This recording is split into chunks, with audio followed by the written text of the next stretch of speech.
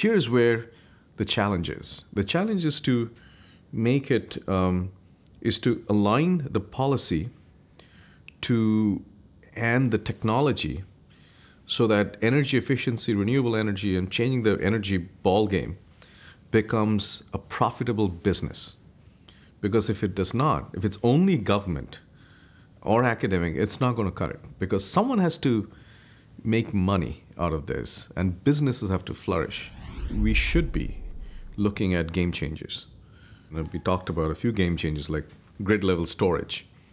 That'll change transmission distribution in the world if you have storage at that level, gigawatt hour storage. It does not exist today. Carbon capture and storage. Carbon capture is the most expensive part. And today, with the way we do it, using amines, et cetera, is expensive. We need a game changer out there. So you can go on and on.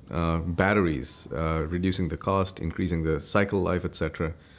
We have to look at batteries from a very fundamental point of view and change the way things are done.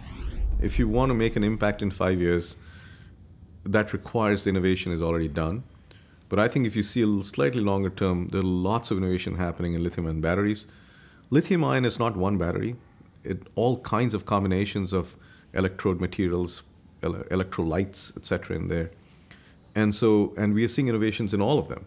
Now, who puts it together and how it gets manufactured? There'll be innovations in processing to reduce costs, in safety, in cycle time, cycle life. So I think you'll see these innovations coming along.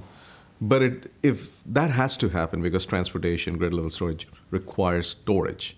That's a fundamental need. I think if you look at where solar is today, it is in the United States is about 0.01% or 0.007% of the total primary energy. For that to make a substantial dent, it's going to take more than 5 years. And it's not entirely clear whether silicon technology is going to do it.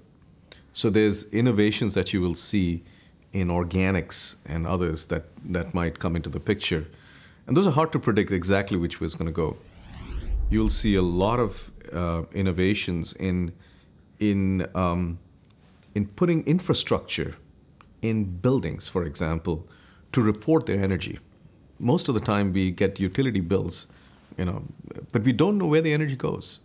We are suggesting that why don't we take the stimulus package and put this metering and sub-metering in all public buildings, in universities, federal buildings, to report their energy use in a measured way, in real time.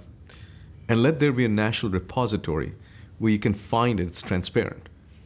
And then you can then act upon it. So if you don't know what is going on, you don't know what to act upon.